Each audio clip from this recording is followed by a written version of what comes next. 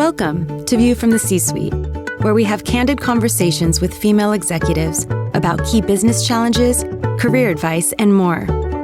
This series is brought to you by Wong Doody, the Global Experience and Design Unit for Infosys. I'm Skyler Matson, your host and president of Wong Doody. Good afternoon and good evening to our global audience. Welcome to the 11th episode of View from the C-Suite, Women Leaders in Conversation. I'm Skyler Matson, president of Wong Doody, the global creative agency for Infosys.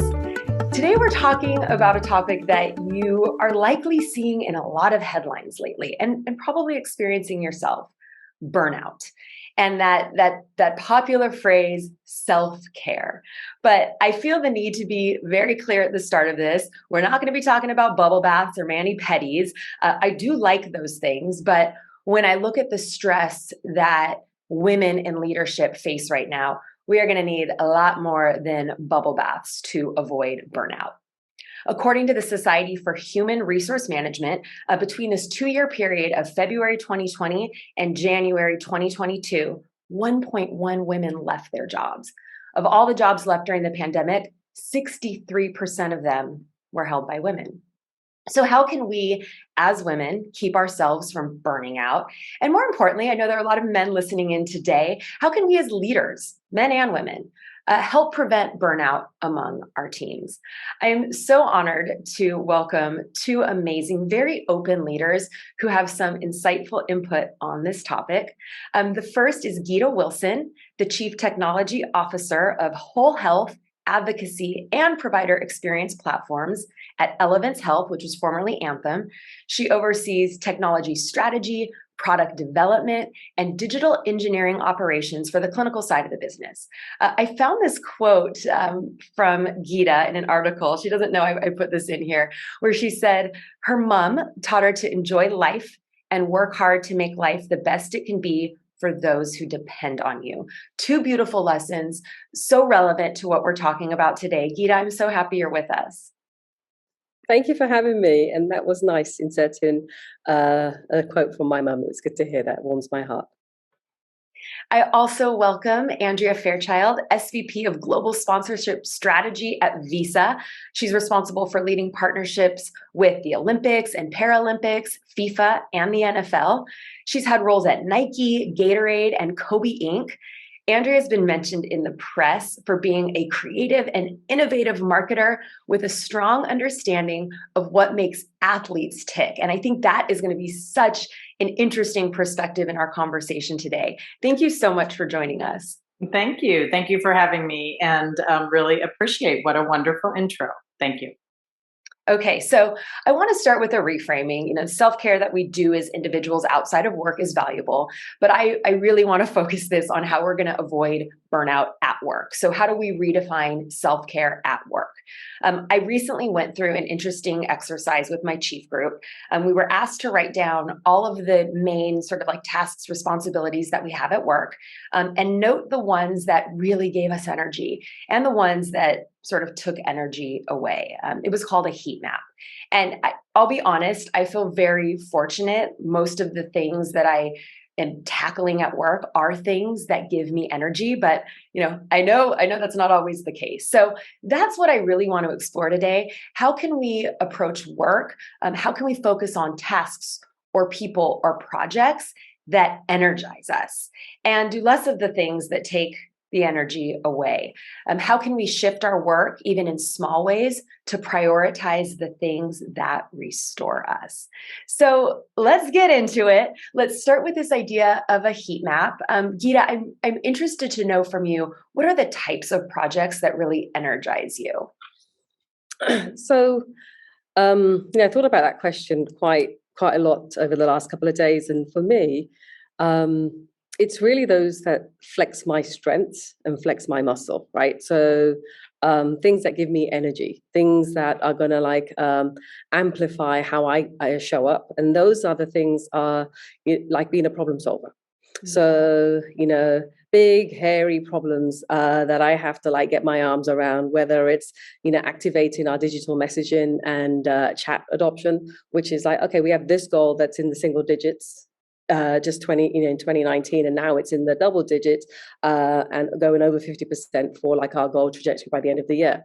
How are we going to get it done? Roll up your sleeves, and that's where my problem solver hat will come on, along with like what flexes my other inner strength. I feel like is the ability to interact and work with others and collaborate. So it's not only dependent on me, it's dependent on the operations team that I support. And so how do we work collectively together so it doesn't land on my shoulders to say, this is what we should do. I'm going to think of it all by myself. It's something that we collectively, wrap our arms around and say, what's the best course of path that we should go towards? The other part, I think, is I'm a pragmatist. So the strengths that I play at. And so while there's a creative side of me that can go, I also love that I have this pragmatism part of me that says, what can I get done? And so that results orientation towards projects to see it through to the nth mile and not be perturbed by that. And so I have like a varying degrees of projects and initiatives that come my way, and all sort of sometimes large in scope. Like we handled some work around advocacy, which is, you mentioned that I have clinical service and provider experience platforms. So those are like big, hefty teams, over 50,000 of our 90,000 employees. And how do I help them be advocates for the members that call in, the 47 million plus members that come in, which means that initially that they could have worked in like independent silos. How do we now like make it so that the systems enable them to do work? So I'm problem solving, right? I'm allowing myself to intersperse with others to like figure out how to do that work. But the pragmatism of it is going to say, it's not going to be 5 years away.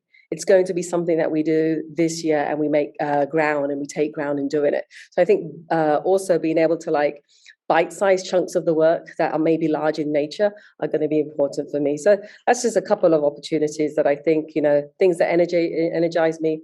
The last one I will say is a little joy. I like a little fun. I like a little mischief too. And so, if I can intersperse those moments or those bursts of joy, even if it's celebrations that we do, like the advocacy initiative that we're doing this year, or activated this year in our ongoing journey, was, oh, why we have one system that ordinarily would have served this population and that population. How do we blend those together? And I see activation between the two teams coming together. That's a little joy moment. It's like, hey, celebrate. We haven't finished completing it, but we'll do some of those moments where we step back and we, it's almost like admire your grass once you've mowed your lawn, right? It's like, I haven't finished it quite yet. It's halfway through, but it doesn't matter. I still appreciate the moment that I actually got out and I started to do it, right? And so I think sometimes for me, the joy moments are about just wherever you are at, take a step back and appreciate the work that you're doing and the work that you've done, and intersperse a little fun in it as well. That's so important to sort of remind ourselves to pause and celebrate how far we've come versus sort of like waiting till this like whole big thing is tackled. And I do think that that's very likely energizing for your team as well, as much as it is like energizing you as their leader. So Andrea, get in here. What All about right. what do you find the most energizing as part of the things that you do? Yeah. I, again, like Geeta, have thought a lot about this, since the question, right? And I would say being in the industry, right, and part of the workforce for a very long time, I've had to learn this, over the course of many years, and a lot of, just a lot of career training. Because I agree with Geeta that, again, you have to find kind of your specialties, right? And where that you thrive, the areas that you thrive in the most. And, I'll stay with kind of the power of the P's that she was talking about, as it relates to problem solving and being pragmatic. You understand kind of the areas over time that you more kind of gravitate towards, and where you as a leader with your team, you really can be more effective. And for me, it's just the people and the community and the team that is around me is where I really, grab energy from. The higher level that they are given to be creative and take risks and, really think differently gives me so much energy to see where all of that comes from and what some of those great ideas are. And then, it's also just, finding what you're passionate about. And I know we'll probably talk about that a lot today, but, I truly have been very fortunate that, working in sports is something that I always wanted to do. And, I've been so passionate about, what I have done over the course of my career that I find so much energy in that. And, if I even think about drifting away into other areas, it's just something that I can't even contemplate, right? Because that's where I know I thrive and where I know that I have such a passion for the work that I do. And then lastly, it's really around kind of the purpose, and again, we talk about this a lot in a lot of leadership conferences, and company purpose. And, but it's also, I think, really important to find your own purpose within your work and your company, your company purpose. For example, women's sports and, empowerment of women through sports and advancement of that has always been a big passion point of mine. I worked in global women's sports at Nike. And again, many years ago, but even seeing the evolution and where that has gone. So now in my work at Visa, how can I take kind of their purpose and values as a business and a brand and then elevate what I know that I can do and, bring to the table. So, elevating our women's soccer sponsorship, combating gender equality with FIFA Women's World Cup, like you find those purposes in the work that you do. And I generate so much energy from being able to do that. And I think within all of that, kind of that people, passion and purpose is, striving to be, as effective and efficient and kind of productive as possible within kind of those areas. And,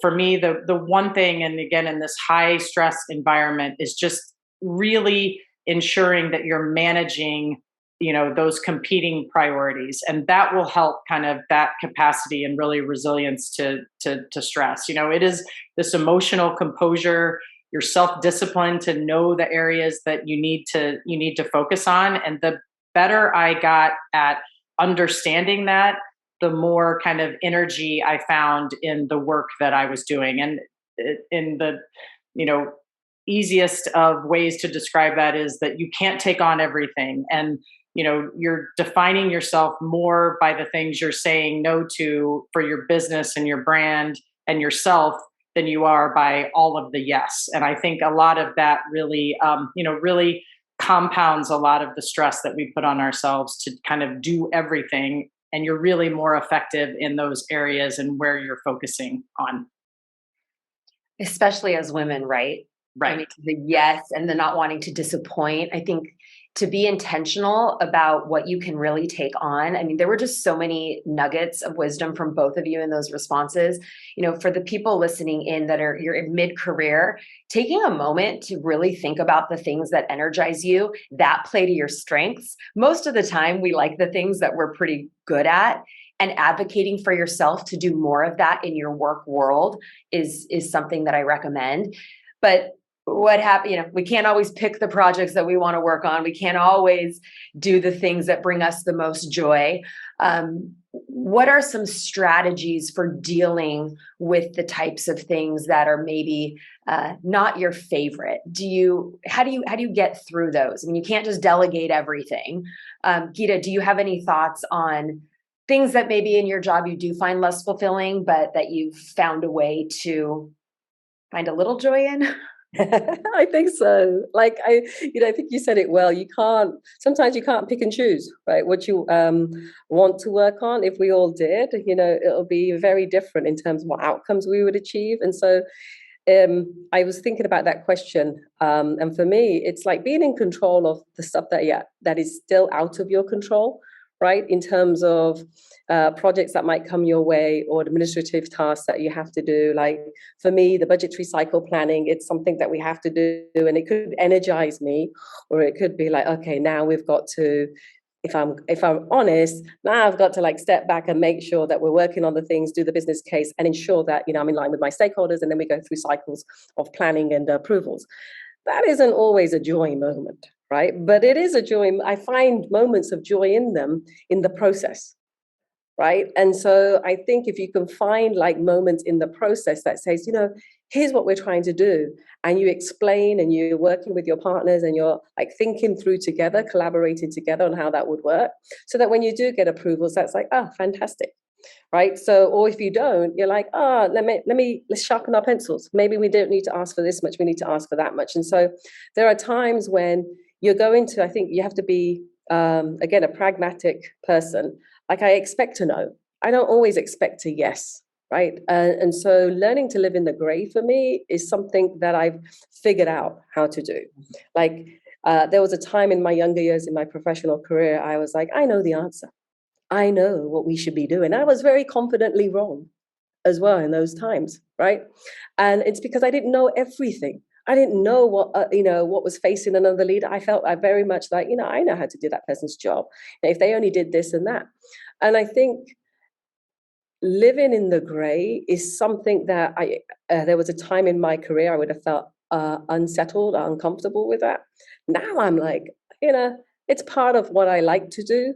And if I find myself at peace within the gray, that's like, I am reaching there, right? Because now I'm not letting the uncertainty take hold of me. I am letting it be part of the process. And then in between there, figuring out how I can be patient or assume that I don't know, right? There's some things that I don't know as well, the answers to. I think the other part is just being realistic. I don't like meetings with 50 people on a topic if we're working through an agenda. That seems like excess, and I'm excluding town halls, I'm excluding like the things that are like leader forums and so forth that are part of like, us as a population coming together. I'm talking about those meetings where you have a project or something underway and there's too many people to actually have an effective outcome.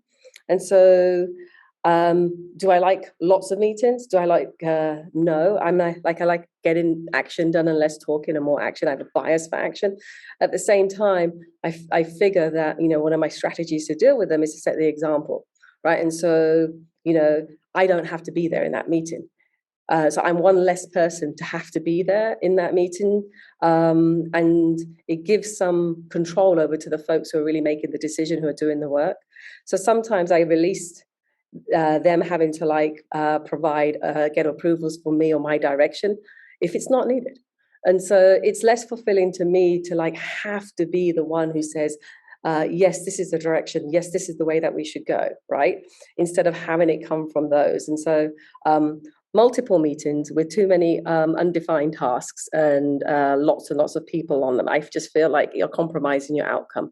And I liked where you were going, Andrea, with purpose as well. I think you've got to figure out your why in those in those contexts and say, I can still find my why in even the mundane. It doesn't always have to be black and white and all in thing. It can be you can find your why in the passion and in I like sharing, the spirit of generosity. And so I'm like, yeah, have I repeated myself for the 1000th time, it feels like, to me on a certain subject, right?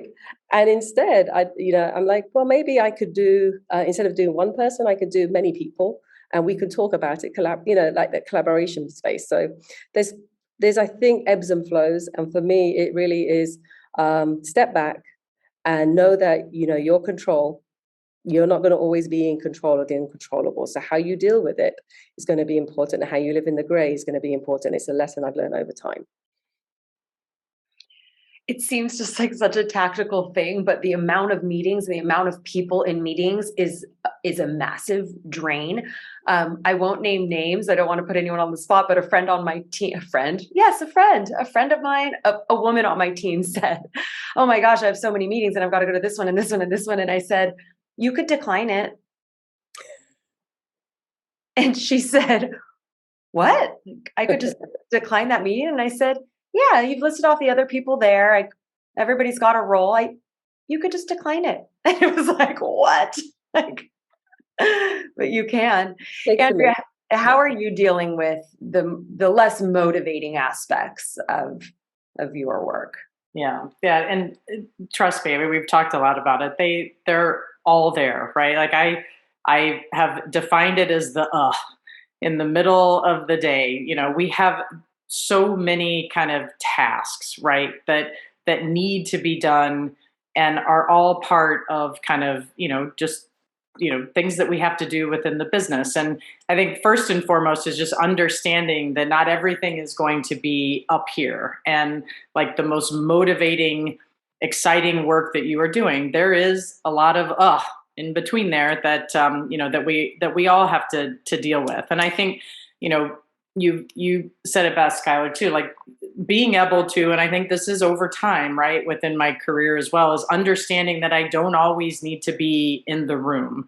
And there is balance there. And the more I came to terms with that, that helps me stay motivated kind of throughout a lot of that. And the moments where you have to kind of step away and do some of the less kind of creative thinking and work that, that really does energize you. And the more kind of understanding of that, the better off that we will all be. And then, I think that staying motivated too is in the areas that are more draining is finding kind of the, again, we're talking about the purpose, but, my purpose now in being there is to, influence and bring others along through the process. It isn't about always having the answer, which again, we talked about this. It's something that I felt that I always needed to have as well when I walked in the room. And some of the greatest advice I ever got is you don't always need to be 2-3 steps ahead of people. The greatest gift you're giving is to allow others to get there, right? To get there on their own and show your ability to influence and take others along, right? And I think that part of it in a lot of these draining tasks is like the idea of bringing others along, and this idea, in this teaching and learning and understanding that others, can learn from you. That's probably the way that I think about it now. And these kind of tasks that we have is to stay motivated in what I'm teaching and how I am leading by example, kind of in these specific areas. And that motivates me within the kind of tasks that are in the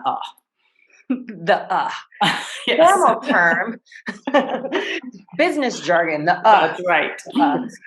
It's the meetings are just they're back to back to back to back. I really can't remember the last time before a meeting I looked at it and went, okay, what is this meeting about? What is my role in this meeting? What's my purpose in it? What's this meeting's purpose toward the larger thing we're marching toward? And then also something we brought up, our strengths. Like, what strength can I bring to this meeting? Like, that might motivate me a little more, even just to show up to it. But we're moving so fast, taking those moments to pause and really think, what is the purpose of this? How can I best contribute? It's a helpful reminder to all of us, because sometimes it's just into the next. What is this meeting? Who is it? Huh? Like, I'm just here because someone threw it on my calendar. So sometimes we need a break. Everybody needs a break. Geeta, I'm curious to know, like, throughout your career, have there ever been times where you've taken a break, or you've had an intentional, moment, week, whoever knows how long, month of rest that restored you? And did you come back differently after that? Yeah, I think I've had various moments over my career span. And it's funny because they resulted in outcomes I never would have predicted. So for instance, when I've got 4 boys, when I got pregnant, with my first one, I was very naive. Right? I didn't know much in the working world. I was working. And I thought to myself, I just want to be a mum. And I think that's important, like, to understand what you want to do. Right. And so for me, it was like pretty black and white. I was a pretty black and white thinker. And I was like, yeah, I want to be a mum, and I want to be all in. And so I was. And I graduated, was in a role, and I thought I'd leave that role. And I would dedicate full time to being a mum. for my first child, and I read all the books, and I was very excited, right? And then when the time came, I was in the UK, from the UK, and I got maternity leave. It was about 3 months, I think, then, and I handed in my notice that I won't be back, and I didn't feel any way about it. It felt like really right to me. And then during the course of that time, I felt like, oh, you know what? Let me find something. Me and my husband talked about it. I said, let me find something that will allow me. And this will sound really weird. Allow me to be with my son and also allow me to do a little work and get a little pocket money, right? So I actually went and applied for a cleaning job in a factory, and then another one in a factory. And I didn't, because I felt like I knew who I was. And it didn't matter that whatever the job was, it didn't define me. I knew who I was, back to what Andrea said. In the same time I was doing that, my old workplace called me back. And they called me and said, hey, Geeta, would you mind doing some extra work? I was like, yeah, sure. When? Because I don't want to be away from my baby. And they were like, do it in you can do it whenever you want. I'm like, what? Like what? Like, just imagine, my son is 26 years old now. This is 26 years ago, right? And so I was like, what? Come in whenever I want, like, and hand in the work? And I said, yes. And so AOL internet, or modems at that time, I got a remote work opportunity 26 years ago, working from my home, which I never could have predicted had I been so insistent on seeing things or planning for what I thought I had to do. So I think, understand that when you need a rest, or when you need to make a decision for you, make a decision for you, right? And sometimes me and my husband will have conversations and say, okay, who's on first in their career? Is it you or me this year? And we'll have that conversation. And if it's him, I'll like say, how do I make it so that I'm less intense and you're more intense? So I think, just acknowledging that you can't be Superwoman. We all can't be superheroes here. That, listen to yourself, allow yourself room, and welcome the unexpected, because you don't plan for everything yourself. So that wasn't early on, like 26 years ago, I learned that lesson, and I felt like, it's okay. If I make a career decision because I want to, yes, I would love to work for this company, but I want to travel 20 minutes. That's a decision I needed to make so that I could juggle between that and get taking care of my kids. It was a decision I made and was very comfortable with. And so, I think evaluate who you are again, and don't compromise, because you never know what the unexpected chances are that there are. And I've just seen it time and time again with my career. So I find that so interesting. I think when I started out in my career, I expected the career just really needed to be very linear, and that I couldn't stop working, because how else are you going to get to a position in leadership if you stop? And over the course of this show, there have been a lot of zags that have happened in C-suite women in their careers by listening to their hearts, wanting to try something different, and yet they've still gotten to where they're supposed to be. And I think that's a pretty freeing thought for women who want to be in the C-suite, who aren't there yet, that you don't have to just work nonstop in the same, within the same industry, with the same skill set. There are times where a zag might actually be the thing that gives you that something special to help you get to where you want to go. So thank you for sharing that. Very unexpected, very unexpected. So Andrea, one of the things when you and I were talking that I was fascinated about from you was, I was like, what about times of rest and how that motivated you? And you were like, actually, it's times of change that I find really energizing. And most people find that to be very stressful. But you've had a couple of points in your career where there was a change that was the thing that you needed to feel really motivated. Can you share more? Yeah, absolutely. And I love that that past story is just so great. That's a time of change as well, and not kind of knowing where things were going to end up, and we're all dealing with it so much now in this new environment, right? Kind of post-COVID and in our work careers. So if anything, I have always found kind of energy in change, and not running from it, but really embracing it and finding such energy in the challenge. And just from a business perspective, one of the kind of biggest courses of change when I was at Gatorade And again, this was many years ago. And, we all know such a great, iconic, sports brand today. But at the time, there was a lot of organic growth within the brand over kind of like, the 80s all the way into 2003. And then,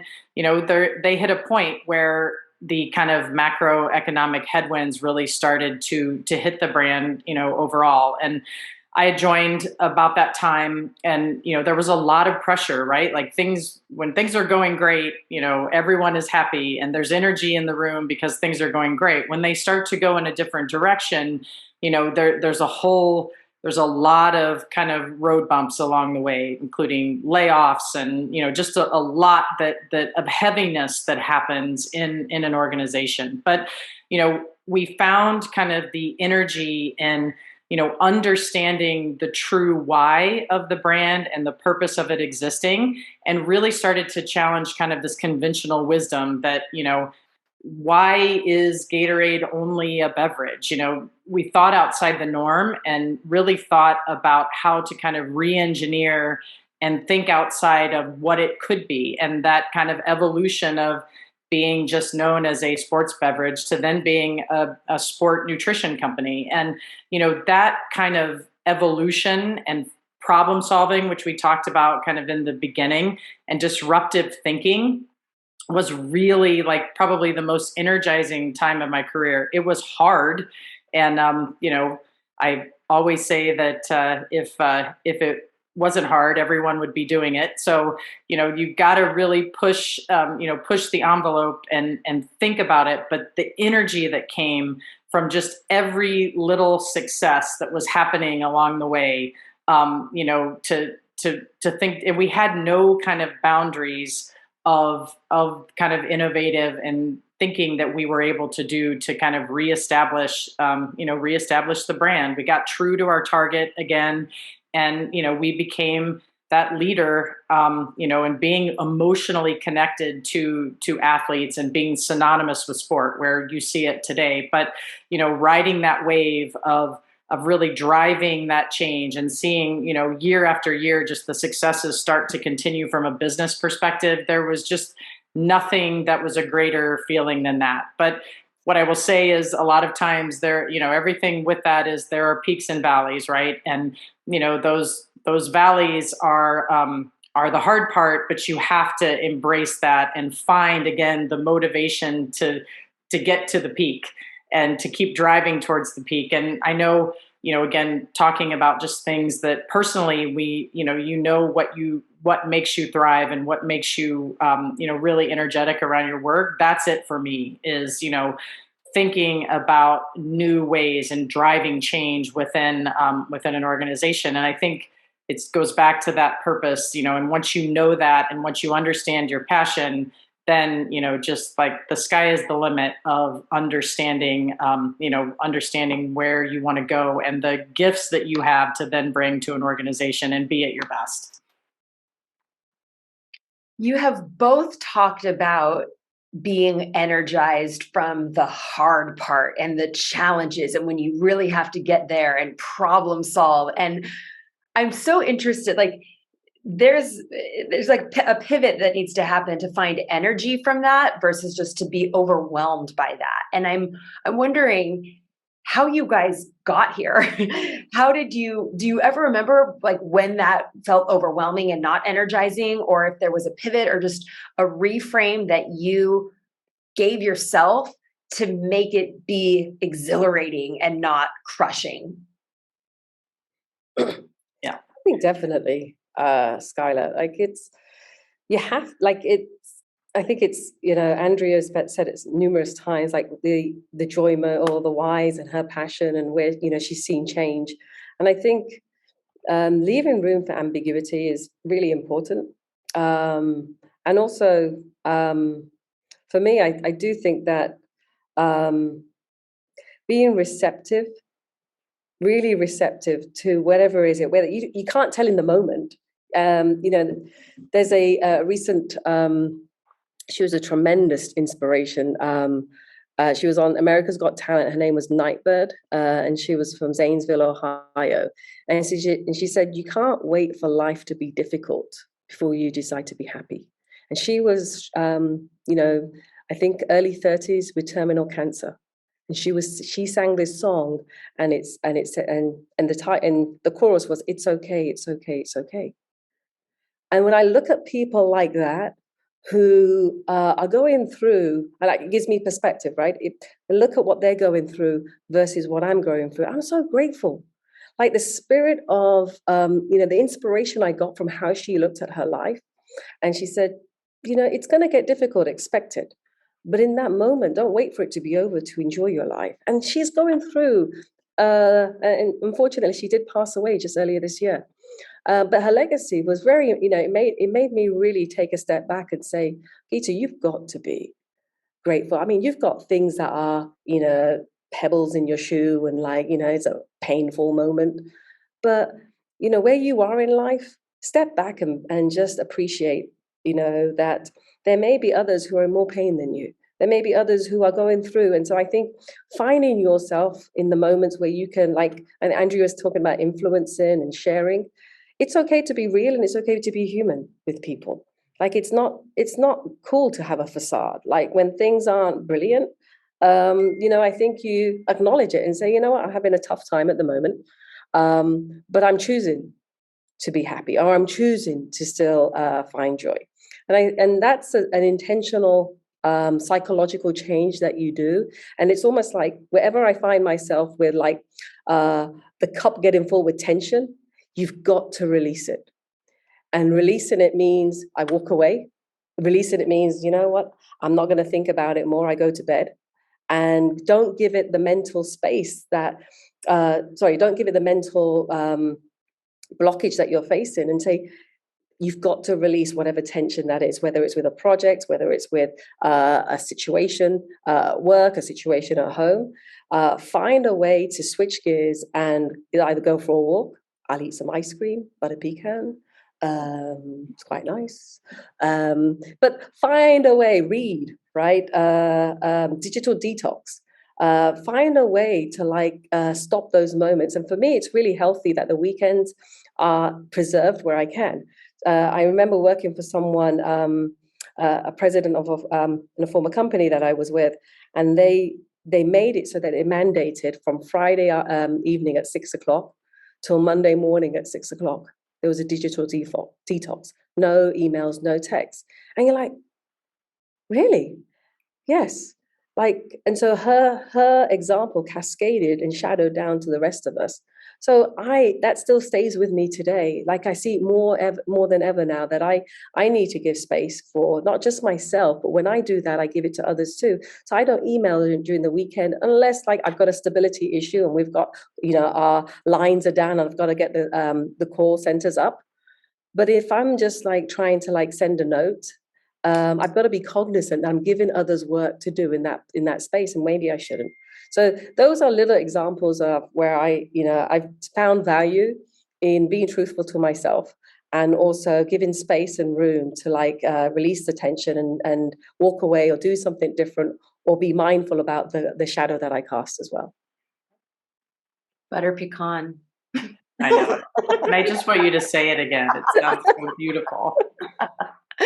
So I am so engrossed in our conversation. I haven't been able to pull myself away to our audience Q&A, but they are flowing in, and we have about 7 minutes left. And there's a great question here from Stephanie Payrola. We haven't gotten into this yet. You were just starting to get here, Geeta, about how do you coach and help your direct reports who see you getting burned out? Who you see getting burned out. So you're looking at your team and you're seeing signs of things. How can you help them? Andrea, are there things that you do specifically?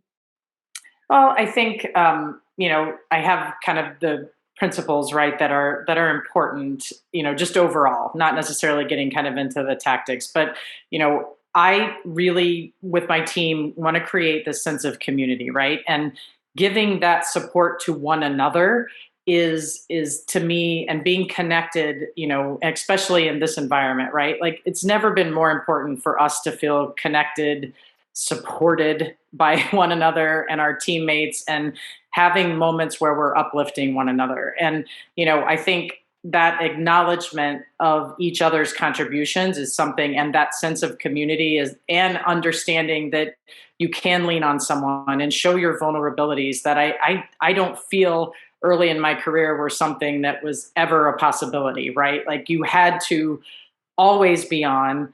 If you weren't answering your email every minute of every day, it was suddenly like you weren't good enough or connected enough. And, I think just really focusing on that sense of community, building relationships with one another, and showing how, you support your team and allowing those team members to support one another. And then, I really thrive on kind of this having an open door to understanding diverse opinions and really expanding of the network around us, right? And I think the more that encouragement falls into place, right, it is that sense of connection that is so important. And when you're seeing individuals getting overwhelmed, stepping in, allowing another team member to come in to help them, encouraging them to kind of take the time, these kind of wellness moments, right? I've learned from so much experience. Geeta talked about it as well. Like when I get overwhelmed, it's go for a run, do something that just takes my mind off of that kind of high stress situation. And I think just leading by example, ensuring that, you're kind of giving those guiding principles to your team is the best thing to do when being overwhelmed. And, I think Geeta's example too of,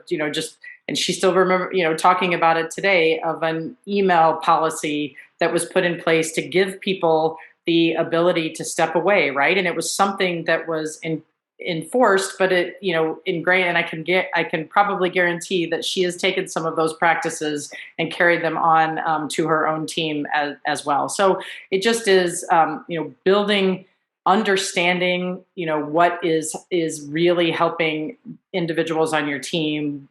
Understanding their personal motivators too is something that's always been very important to me, because what motivates one may not motivate the next, and really leaning in on those specific things to keep people engaged and feeling really good and valued about the work that they're doing. So many good nuggets in there as well. There's a great question here from Deep T Ranhava. I hope I pronounced your name correctly. How do you balance a fear of missing out and having a seat at the table where these big decisions are being made with like executing and aligning to your strengths? Like you want to be there. These things are all happening, but I need to focus on this. Like, how do you get there? That's tricky. It's interesting because I think in your younger years, the fear of missing out is pervasive. Like, hey, they're having a conversation and you're not in it, and and maybe you think you should be in it. And I will just say that talking to yourself about these things and saying stories to yourself about these things is also not healthy for you. And that fear of missing out is something that's really, like, the sooner you let go of that as a thought, the more liberating it is for yourself to like say, you know what, I'm needed when I'm needed. Or when I can, as I'm seeing, I'm being able to contribute. And there's a place, like, again, in my maturity, it was the fear of missing out. There was, like, Andrea said it really correctly. There was a dog-eat-dog world that we kind of grew up in the ranks of corporate leadership in. And in order for someone to increase, someone had to decrease. Or if you as a woman, you had to kind of like pretend that you didn't have all of these other responsibilities. Like you weren't juggling a ton of stuff. Like I remember I wouldn't even post picture. I wouldn't even have any picture frames of my kids, right? Because I didn't want people to think I got 4 kids. How could I do my job? And I think being very aware that that cycle, you don't have to like continue it. You, as a woman, I now can make sure other women don't have to go through that, right? And so I think feeling like you don't have a seat at the table because you've got other responsibilities or other things that, or just maybe you're having a conversation with yourself. And it's important that voice, that conversation you're having with yourself, you have with someone else. If it really is pervasive, and I know it sounds simplistic, but in my mind, I don't tolerate any thought of insecurity in my head that would say, I need to be there. That's an insecurity that maybe I'm feeding to myself. And so I say, no, I don't need to. If I need to be there, I will be there. And that just gives me some other things to think about that bring me more happiness, right? And so letting go is a good ability. But I do think there are places of influence that we can give to others and be cognizant of it. This is where you say, there's something that someone can say, and they can say it better than me. I don't need to be the one who says it. Let them have a seat at the table. And I think being cognizant of that, or bringing a context where you bring people together, is important. I just think for yourself, don't harness these things around the fear of missing out. Eventually it hurts you because it feeds some of your insecurities that you may let flourish, that you shouldn't have room for. But we have to be cognizant as women to create context where we can help others have a seat at the table too. Beautiful. We are at time. I want this to go on for 5 more hours. Maybe we can find time to do it later. Thank you so much. I jot down things that stick with me. And today they all started with a P: people, purpose, passion, pragmatism, perspective. You have left me with so much perspective, and I'm so grateful for this time. I'm so grateful for the audience that joined in. I'm sorry we didn't get to more questions. Thank you for being so engaged. Thank you again to my guests. You were so generous with your stories and really inspirational. That is a wrap on episode 11 of View from the C-Suite. Please join me next month when the conversation continues. To find out more about Wong Doodie's work transforming businesses through human experience, go to wongdoodie.com. If you're a woman in the C-suite and would like to be a guest on this show, please reach out to me at womenleaders@wongdoodie.com.